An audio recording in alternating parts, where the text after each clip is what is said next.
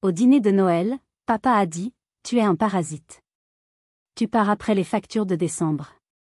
J'ai tout coupé, et le lendemain il hurlait à ma porte. Au dîner de Noël, mon père a dit que j'étais un parasite et que je devais partir après avoir payé les factures de décembre. Alors j'ai tout coupé, électricité, internet, assurance. Le lendemain, il était à ma porte, hurlant de rage, pour découvrir que je n'étais plus sa vache à lait, mais une femme qui avait décidé de reprendre le contrôle de sa vie. Et ce n'était que le début de sa descente aux enfers, et de ma libération. Avant que je ne vous plonge dans les détails de cette histoire incroyable mais vraie, j'aimerais beaucoup savoir d'où vous m'écoutez. Dites-moi dans les commentaires de quelle ville ou de quel pays vous êtes, et quelle heure il est chez vous en ce moment. C'est fascinant de voir jusqu'où ces histoires peuvent voyager. Maintenant, installez-vous confortablement, car vous n'allez pas en croire vos oreilles. La soirée du 24 décembre avait commencé comme un mensonge bien orchestré. Dehors, un vent glacial venu de la Manche balayait la campagne bretonne, mais à l'intérieur de la maison de mes parents, près de Rennes, la chaleur du chauffage central luttait pour créer une illusion de convivialité. Le sapin, un Nordman majestueux que j'avais choisi et payé la semaine précédente, clignotait vaillamment dans un coin du salon, ses lumières se reflétant sur des boules de Noël usées par le temps. La douce mélodie de « Petit Papa Noël » s'échappait en grésillant du vieux poste de radio, celui que j'avais fait réparer au printemps après qu'il soit resté silencieux pendant des années. Sur la grande table en chêne, le chapon farci au marron, que j'avais passé une bonne partie de la journée à préparer, dorait sous la lumière crue de la suspension. L'odeur de la volaille rôtie se mêlait à celle, plus subtile, de la cannelle des sablés que j'avais également confectionnée. Tout, absolument tout dans cette pièce, de la chaleur ambiante à la nourriture sur la table, portait l'empreinte de mon travail, de mon argent. Tout était en place pour une soirée parfaite. Une illusion parfaite. L'atmosphère, cependant, ne mentait pas. Elle était si lourde qu'on aurait pu la trancher au couteau. Le silence entre chaque morceau de musique était pesant, uniquement troublé par le cliquetis des couverts. Mon père, Gérard, fixait le fond de son verre de vin rouge comme s'il y cherchait une réponse, ses gestes devenant de plus en plus brusques à chaque fois qu'il se resservait. Ma mère, Martine, son visage un masque de neutralité forcée, passait son temps à réarranger les couverts déjà impeccablement alignés. Son sourire ne dépassait jamais ses lèvres, n'atteignait jamais ses yeux. Et puis il y avait ma sœur de 17 ans, Amandine, réfugiée derrière l'écran de son téléphone, une forteresse numérique contre la tension palpable. Depuis 6 mois, depuis que le cabinet comptable où travaillait ma mère avait brutalement dégraissé, j'étais devenue, sans aucune discussion ni reconnaissance, la bouée de sauvetage financière de la famille. À 25 ans, je n'étais plus seulement leur fille, j'étais leur banquière, leur garante, leur plan de secours. Mon salaire de jeune comptable, autrefois une source de fierté et la promesse d'un avenir indépendant, était désormais englouti par le crédit immobilier, les factures d'énergie qui flambaient, les courses hebdomadaires, et même les frais de vétérinaire pour le vieux chien de la famille. Mon compte épargne, patiemment construit depuis mon premier job d'été, fondait comme neige au soleil. Pourtant, ce soir-là, j'avais décidé de faire un effort. Une part de moi, naïve et obstinée, s'accrochait encore à l'idée que les choses pouvaient changer. J'avais une nouvelle à annoncer, une vraie bonne nouvelle, et je me berçais de l'illusion qu'elle pourrait, l'espace d'un instant, percer ce nuage de ressentiment.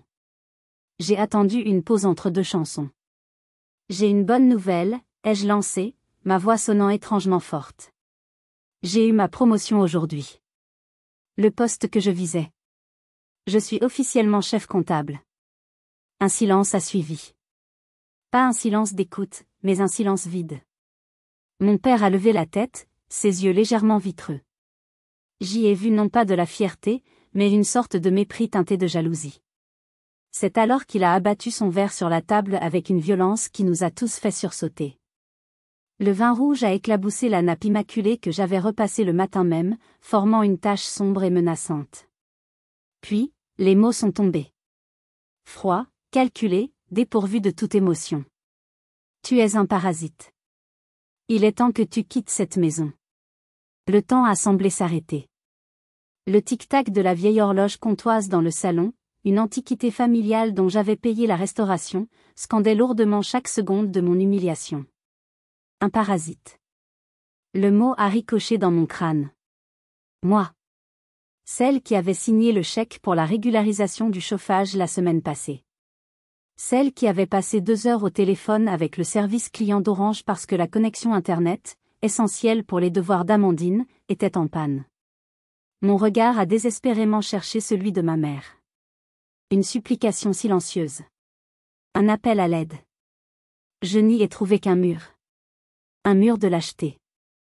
Elle a baissé les yeux, fixant la tache de vin comme si c'était le problème le plus urgent au monde. Puis, avec une froideur chirurgicale, elle a parlé, non pas pour me défendre, mais pour sécuriser ses propres intérêts. Élise, tu paieras bien l'assurance pour mon rendez-vous de janvier, n'est-ce pas? Ce n'était pas une question. C'était un ordre déguisé. La confirmation ultime que mon rôle dans cette famille avait été réduit à une simple fonction utilitaire.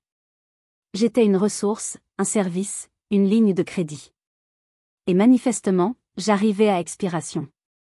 J'ai senti quelque chose se rompre en moi, non pas dans un éclat de colère, mais dans un silence profond et irrévocable.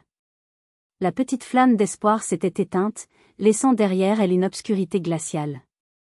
Cette nuit de Noël, il ne m'avait pas seulement chassé. Il m'avait involontairement offert le plus beau des cadeaux, la clé de ma propre prison.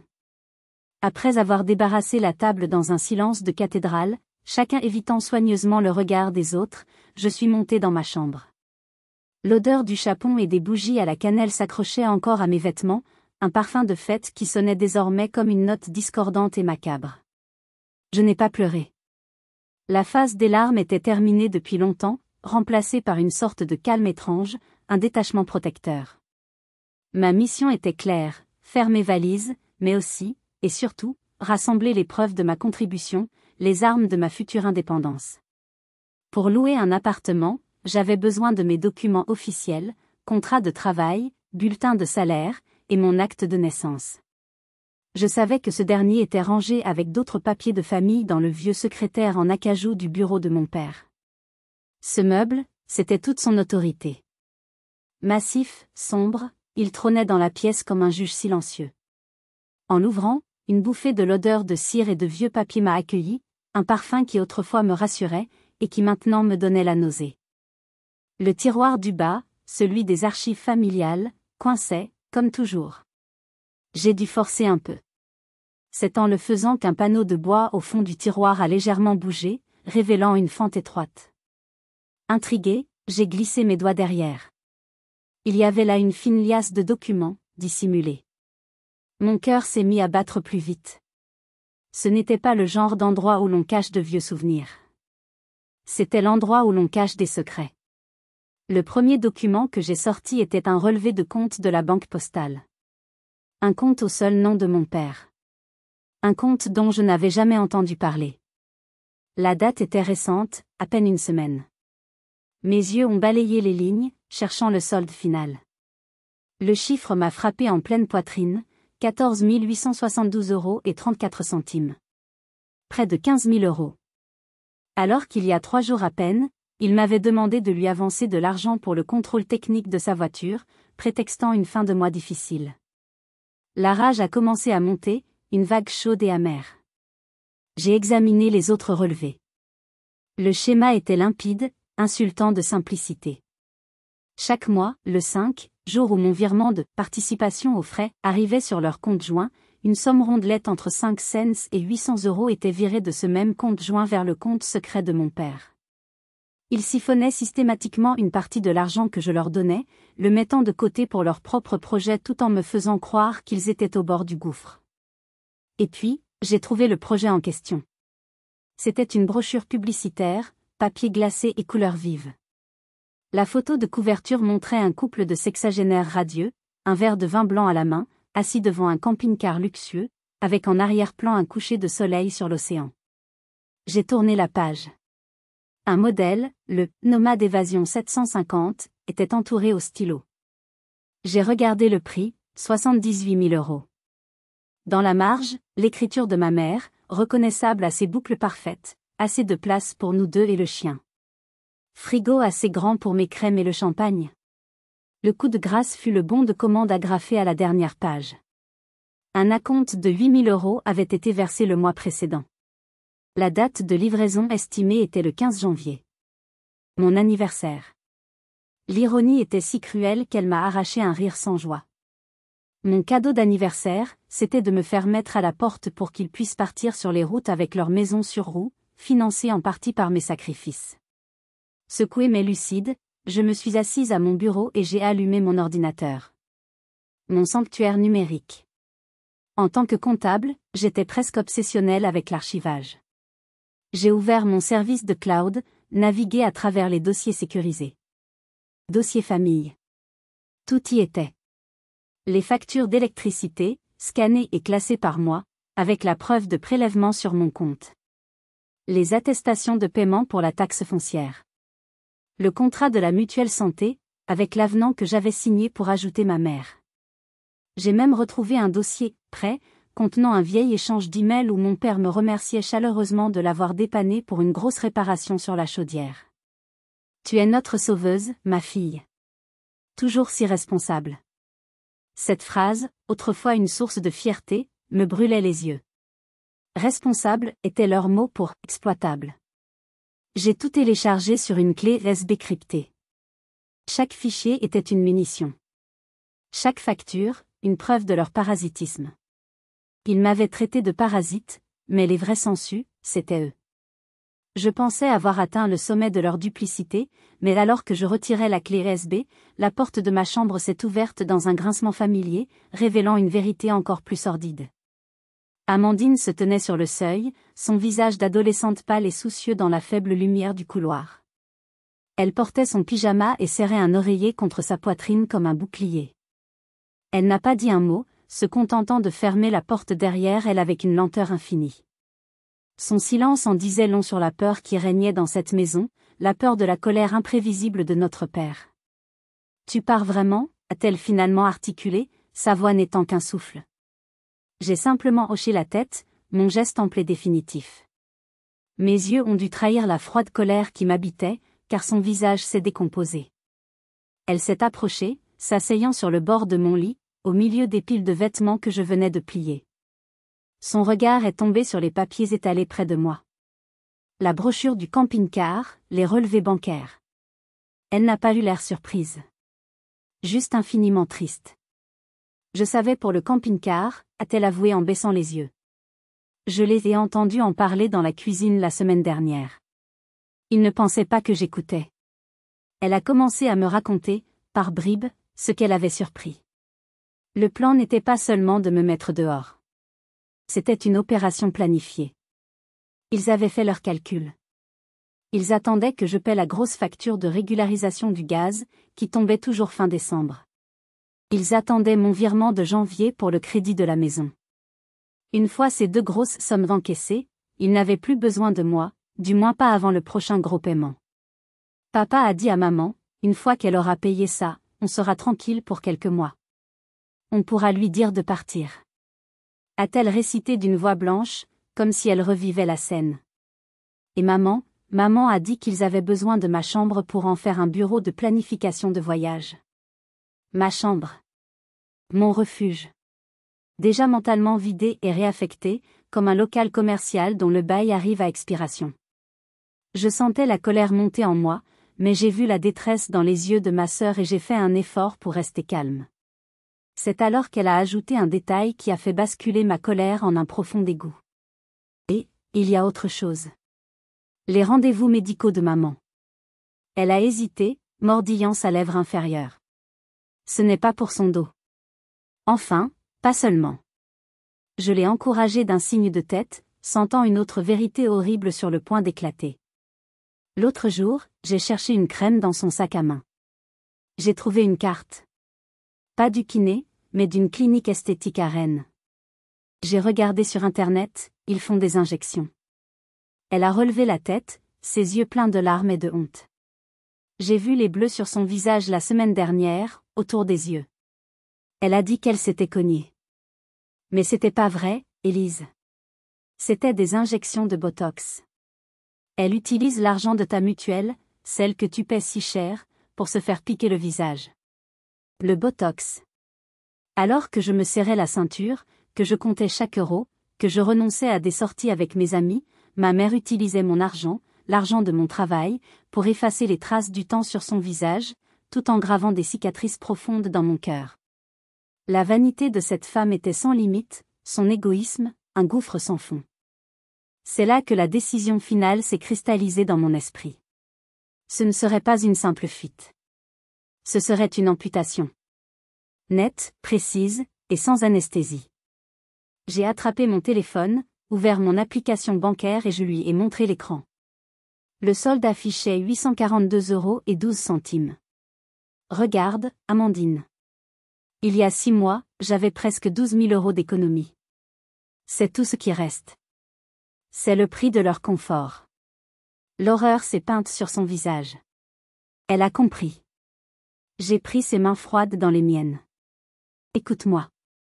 Rien de tout ça n'est de ta faute. Tu es coincé ici, tout comme je l'étais. Mais je te fais une promesse. Je pars ce soir pour me sauver, mais un jour, je reviendrai te chercher. Je t'aiderai à t'en sortir. Cette promesse, je l'ai faite autant à elle qu'à moi-même. Elle a transformé ma fuite en une mission. Je ne partais plus seulement pour échapper à un cauchemar. Je partais pour construire un refuge, un avenir où ma sœur et moi pourrions enfin être libres. Et maintenant, je dois m'arrêter un instant pour vous demander quelque chose. Face à une telle trahison, qui touche non seulement à l'argent mais aussi à la confiance la plus fondamentale, qu'auriez-vous fait? Est-ce que la confrontation directe et explosive aurait été votre choix, ou auriez-vous, comme moi, choisi la stratégie du silence, préparant une riposte plus froide et calculée? Vos avis m'intéressent énormément, alors n'hésitez pas à les partager dans les commentaires. Le matin du 25 décembre, alors que les rues de mon village étaient silencieuses et désertes, je fermais doucement la porte d'entrée de la maison de mes parents. Je n'ai laissé aucun mot, juste la clé posée en évidence sur la console de l'entrée. Le bruit du moteur de ma vieille Peugeot 208 m'a semblé assourdissant dans le calme glacial de l'aube. Je n'ai pas regardé en arrière. Mon premier arrêt ne fut pas l'appartement de Manon. J'ai conduit jusqu'à la côte, à une vingtaine de minutes de là. Je me suis garé face à la mer d'hiver, grise et agitée. Et là, seul dans l'habitacle de ma voiture, j'ai laissé tout sortir. La colère, la tristesse, le sentiment d'un immense gâchis. J'ai pleuré, non pas de faiblesse, mais de rage. J'ai pleuré sur les années de sacrifices invisibles, sur la confiance trahie, sur la jeune femme que j'aurais pu être si je n'avais pas eu ce poids sur les épaules. Ce fut une catharsis nécessaire. Quand les larmes se sont taries, j'ai séché mon visage. J'étais vidé, mais étrangement calme. Le deuil de ma famille était fait. Il était temps de renaître de mes cendres. L'accueil de Manon fut un baume sur mes plaies. Elle m'a ouvert la porte de son appartement rennais, m'a prise dans ses bras, et a simplement dit « Ta chambre est prête. Reste aussi longtemps que tu le voudras. » Pas de questions indiscrètes, juste une présence solide et réconfortante. C'est sur la table de sa cuisine, une tasse de thé fumante entre mes mains, que j'ai officiellement lancé ce que j'ai appelé l'opération Libération. Le premier appel fut le plus dur, celui qui rendait tout réel. Mon opérateur téléphonique. D'une voix que je forçais à être neutre, j'ai demandé la résiliation de mon contrat, famille, et le transfert de mon seul numéro vers une offre individuelle. La conseillère, après les vérifications d'usage, m'a informé des conséquences. Madame, si je fais cela, les 3 autres lignes associées à votre compte seront coupées sous 24 heures. Vous en êtes sûr? Un sourire fugace a traversé mes lèvres. Oui, absolument certaine. Le deuxième appel, au fournisseur d'Internet et de télévision. Le contrat était à mon nom, le prélèvement aussi. La procédure fut simple. Nous pouvons programmer la coupure pour demain matin, cela vous convient? C'est parfait, merci. Le troisième, le coup de grâce. EDF. Le contrat d'électricité et de gaz. Là encore, tout était à mon nom. J'ai expliqué que je déménageais et que je souhaitais une clôture de compte.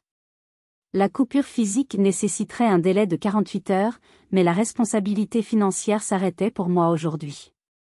Chaque « d'accord », c'est noté, de mes interlocuteurs était une note de musique dans la symphonie de ma nouvelle liberté. Je me sentais puissante, maîtresse de mon destin pour la première fois. Enfin, le volet bancaire. J'ai annulé en ligne tous les virements permanents vers leur compte joint.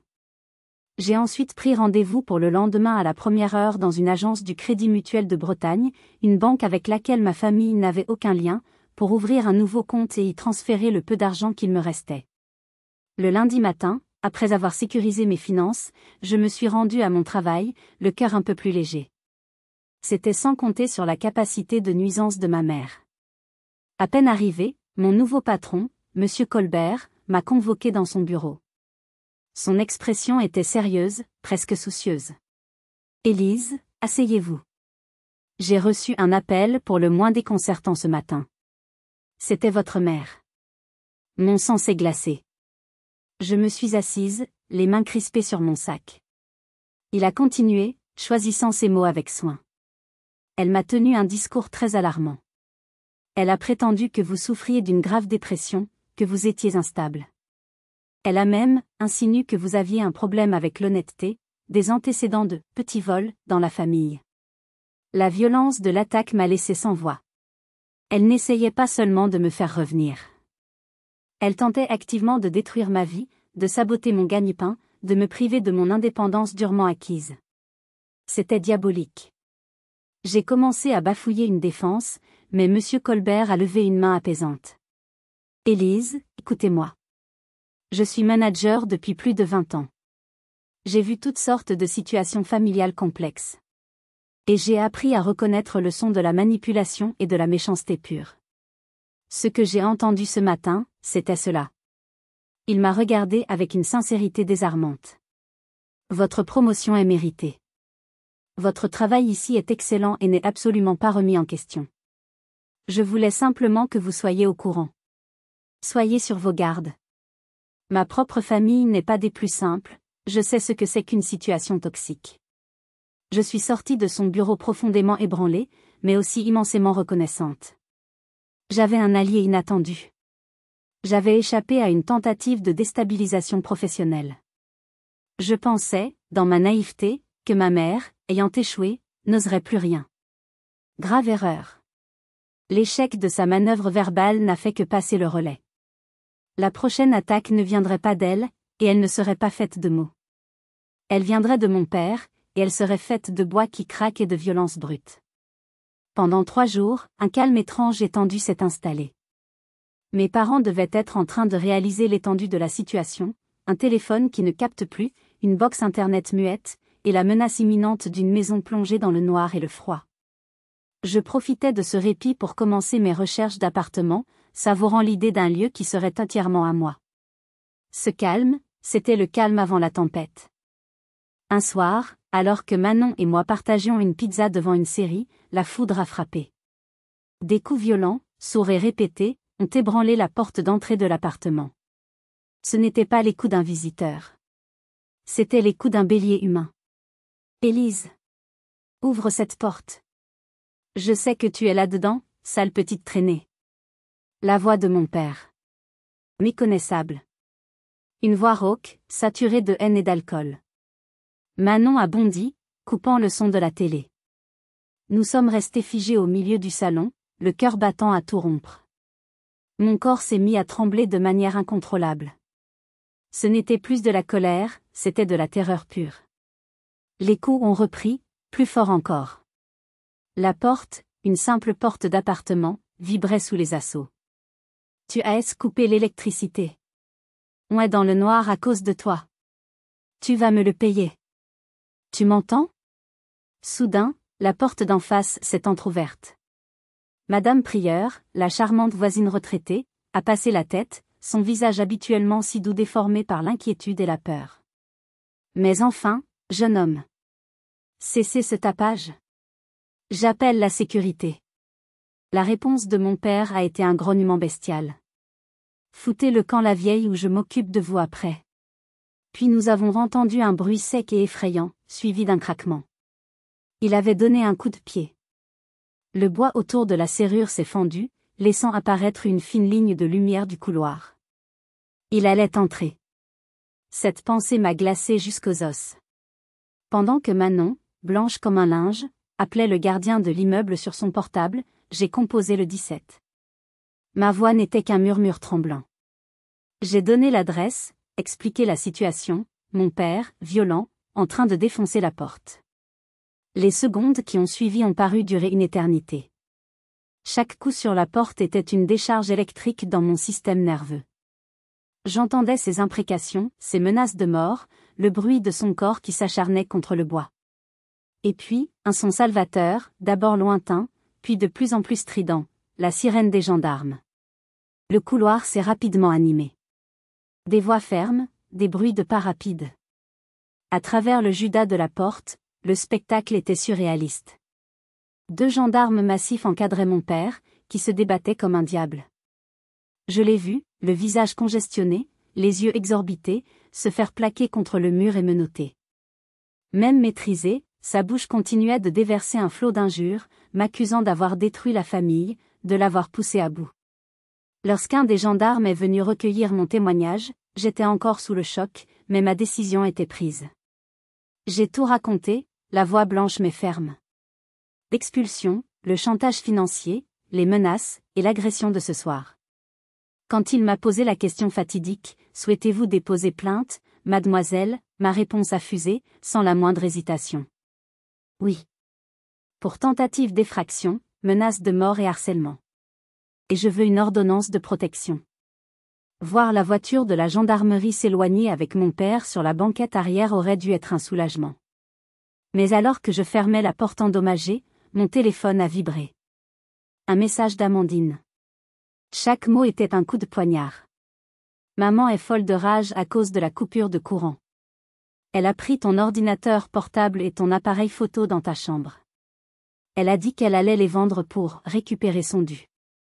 Le vol. L'acte ultime de bassesse. Après la violence physique, la violence matérielle. Il ne me laissait rien. Il voulait me détruire, me laisser sans rien. La fatigue et la peur ont laissé place à une rage froide et déterminée. J'ai rappelé la gendarmerie, l'heure et expliqué la situation. J'ai ensuite ouvert mon ordinateur, celui de Manon, et ai envoyé par email à l'officier de permanence les factures numérisées de mon matériel, avec les numéros de série bien visibles. La réponse de la gendarme au téléphone fut immédiate et sans équivoque. Mademoiselle, ce que votre mère a fait est un délit pénal. Ne vous inquiétez pas, nous allons immédiatement contacter les magasins de dépôt-vente de la région. Elle vient de commettre une très grave erreur. Ils avaient franchi la ligne rouge, celle qui sépare le drame familial du code pénal. Et j'allais m'assurer qu'ils en paient le prix. Si vous êtes arrivé jusqu'ici, laissez un commentaire pour nous dire ce que vous auriez fait à la place d'OP. Vous pouvez aussi écrire simplement le chiffre 1 pour montrer que vous suivez encore. Et dites-nous, vous regardez cette histoire depuis quelle région ou quel pays? Quelques jours plus tard, l'étau judiciaire commençait à se resserrer autour de mes parents. La gendarmerie m'avait informé avoir localisé mon ordinateur et mon appareil photo dans un magasin cash converté du centre-ville. Les objets avaient été placés sous scellé et une enquête pour vol et recel était officiellement ouverte. Mon père, quant à lui, était sous le coup d'une convocation au tribunal pour la tentative d'effraction.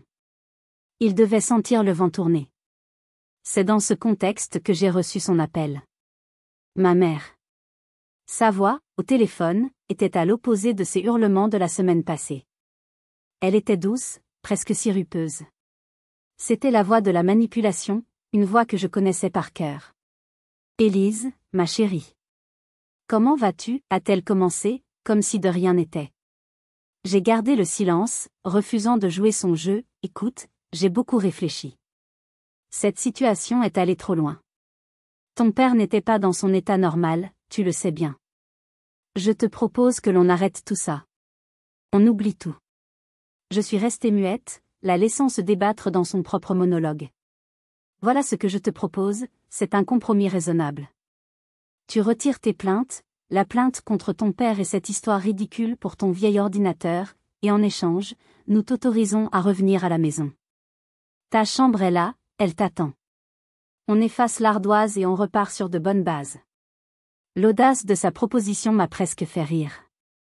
Me permettre de revenir dans une maison d'où ils m'avaient chassé, en échange de mon silence face à leurs crimes? Elle me prenait vraiment pour une idiote. Devant mon silence persistant, son ton a changé. La fausse douceur a laissé place à une menace à peine voilée. Tu devrais vraiment y réfléchir, Élise. Pense à la famille. Pense à ce que vont dire tes grands-parents, tes oncles, quand ils apprendront que tu as envoyé ton propre père au tribunal.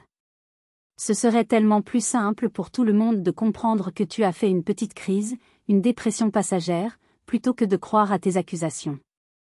Une jeune femme fragile et instable, ça s'excuse. Une fille qui accuse ses parents de vol, ça fait jaser. Le chantage était clair, si je n'obéissais pas, elle lancerait une campagne de diffamation pour me faire passer pour folle aux yeux de tout notre entourage. C'était sa dernière cartouche. J'ai pris une inspiration profonde, sentant une force nouvellement m'envahir. La force de celui qui n'a plus peur. Maman, ai-je commencé, ma voix d'une tranquillité qui l'a surprise. Le temps des compromis est terminé. Le temps des menaces aussi. Maintenant, c'est le temps des faits. J'ai commencé à énumérer, posément, méthodiquement.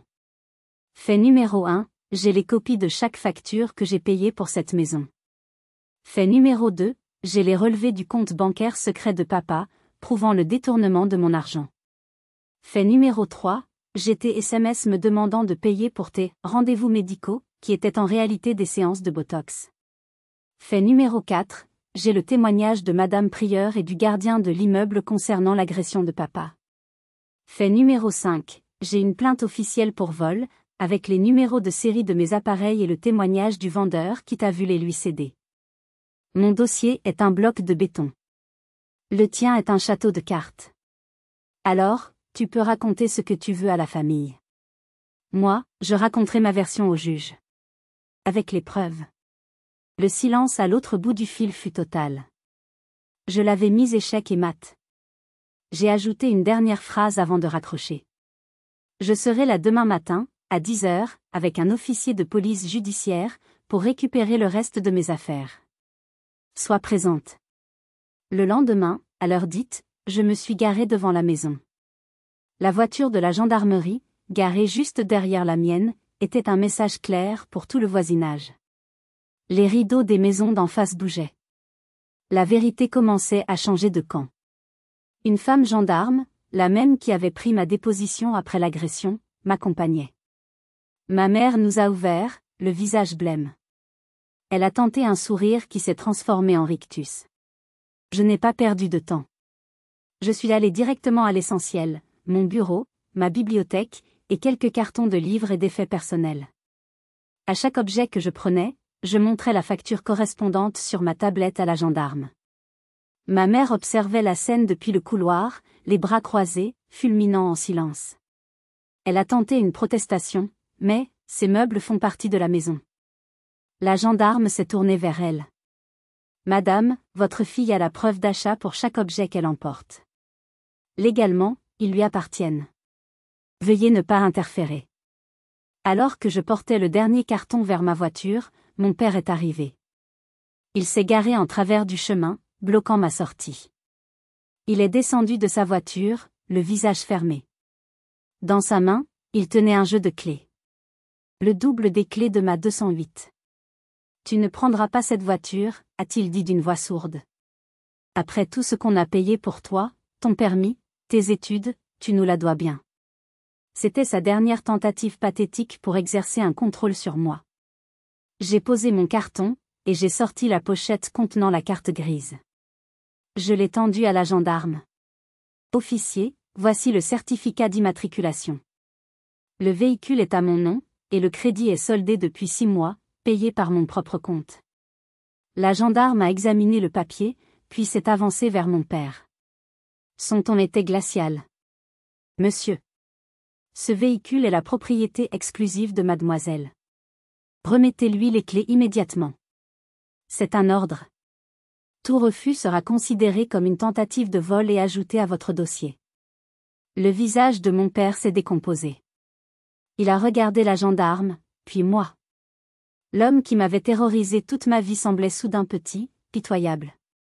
Sa main s'est ouverte comme à contre-cœur, et les clés sont tombées dans la paume de la gendarme avec un bruit dérisoire. Elle me les a tendues. Je les ai prises, et pour la première fois, je l'ai affrontée du regard. N'approche plus jamais de moi, de ma maison, ou de mes biens. La prochaine fois, je n'hésiterai pas. Je suis montée dans ma voiture, j'ai mis le contact, et je suis partie sans un regard en arrière.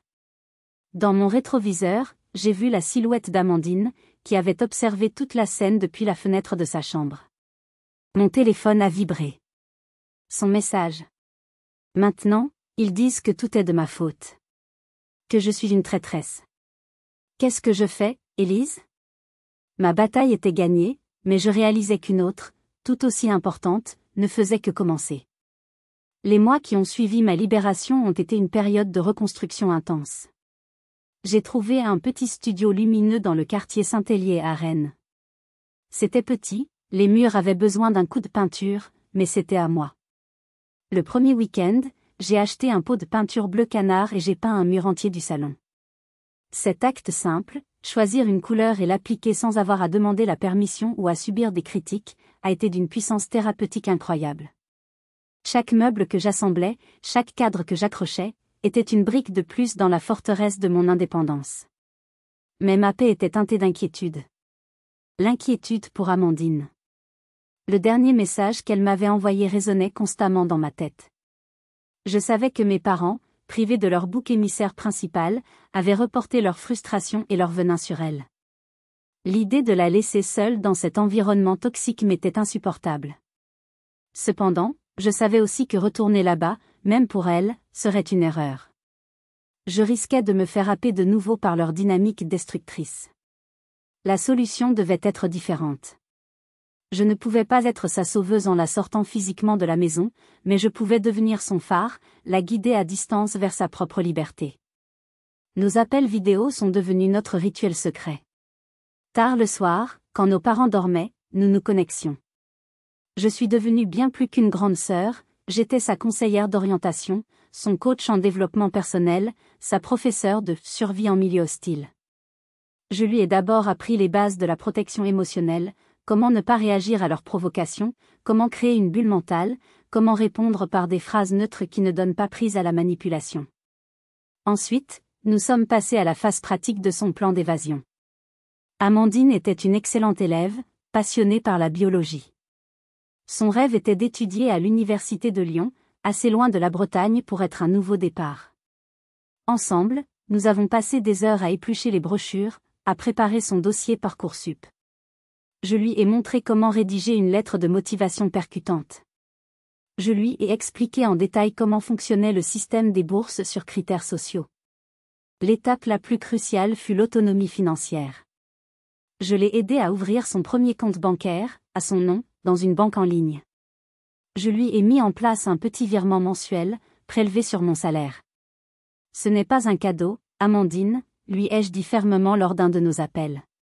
C'est un investissement. Un prêt pour ta future liberté. Le jour où tu seras sur tes deux pieds, tu n'auras pas à me le rembourser avec de l'argent. Tu le rembourseras en devenant une femme forte et indépendante, et en aidant à ton tour quelqu'un qui en aura besoin. C'est ça, notre nouveau pacte familial.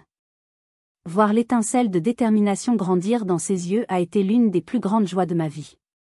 Elle n'était plus une victime passive. Elle était une actrice de son propre avenir.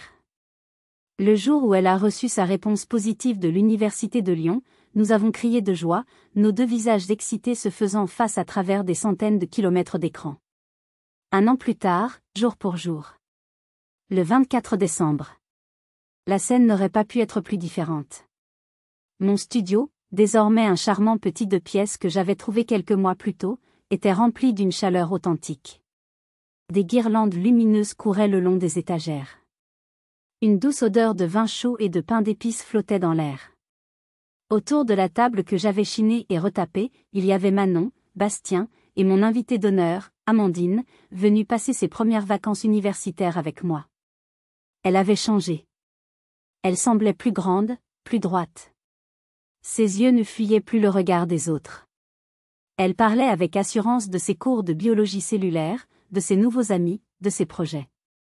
Elle était épanouie. Nous avons levé nos verres de cidre.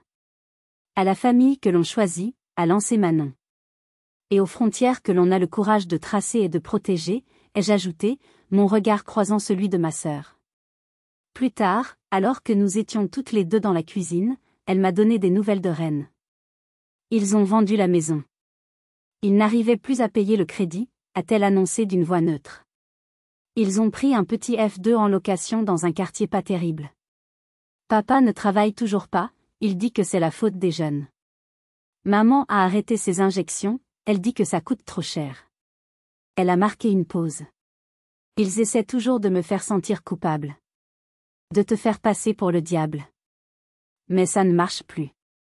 Je ne ressens plus rien. Juste de la pitié. Cette phrase, je ne ressens plus rien, était la preuve de sa guérison. La neutralité était sa victoire. Sur une étagère de mon salon, une petite pile de lettres non ouvertes prenait la poussière. Des lettres de ma mère. Je n'avais jamais eu la tentation de les lire. Leur pouvoir sur moi était mort. En regardant ma sœur rire avec mes amis, j'ai compris la nature de ma nouvelle richesse. Ce n'était pas l'argent sur mon compte en banque. C'était ce cercle de lumière et de bienveillance que j'avais construit autour de moi. C'était la fierté de voir ma sœur s'épanouir, libre et forte. C'était la paix profonde de savoir que j'étais exactement là où je devais être. J'avais perdu une famille basée sur l'obligation et la toxicité, et j'en avais gagné une, basée sur le choix, le respect et l'amour véritable. Aujourd'hui, 2 années se sont écoulées depuis cette nuit de Noël qui a tout changé. Mon appartement n'est plus seulement un lieu où je vis, c'est mon sanctuaire. Chaque objet raconte une histoire de choix et d'autonomie. La vie est devenue plus simple, plus calme, plus authentique. La promotion que j'avais annoncée ce soir-là n'était qu'un début, j'ai continué à progresser dans ma carrière, non pas par ambition dévorante, mais avec le plaisir tranquille de construire quelque chose de solide pour moi-même. Mon compte épargne s'est reconstitué, mais sa véritable valeur n'est plus dans les chiffres qu'il affiche. Il est le symbole tangible de ma résilience, le matelas de sécurité qui me garantit que plus jamais, personne ne pourra me tenir par la peur du manque. En regardant en arrière, je comprends que la décision de partir n'était pas une fin, mais une naissance. La naissance de la vraie Élise. Pendant 25 ans, j'avais joué un rôle qui n'était pas le mien, celui de la fille parfaite, de la béquille silencieuse, de l'éponge émotionnelle. J'avais appris à mesurer ma propre valeur à l'aune de mon utilité pour les autres. Rompre avec ma famille n'a pas été un acte de rejet, mais un acte d'affirmation. L'affirmation que j'existais en dehors de leurs besoins, que j'avais mes propres rêves, et que j'avais le droit de les poursuivre. J'ai beaucoup réfléchi à la notion de pardon. La société nous pousse souvent à pardonner, surtout quand il s'agit de la famille, comme si c'était l'étape ultime de la guérison.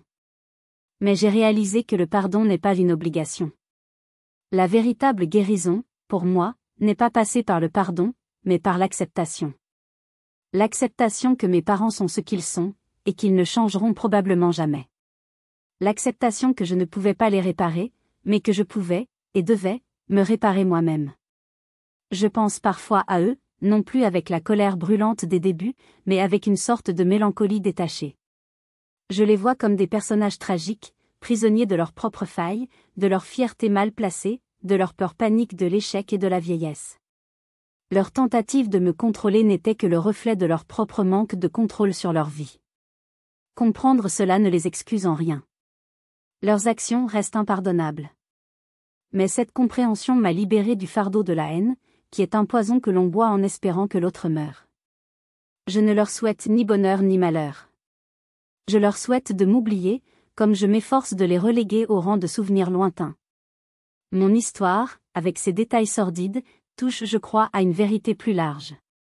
Combien d'entre nous, hommes ou femmes, se sentent piégés dans des relations familiales où l'amour est conditionnel, où le soutien est une transaction, et où la culpabilité est une arme de contrôle?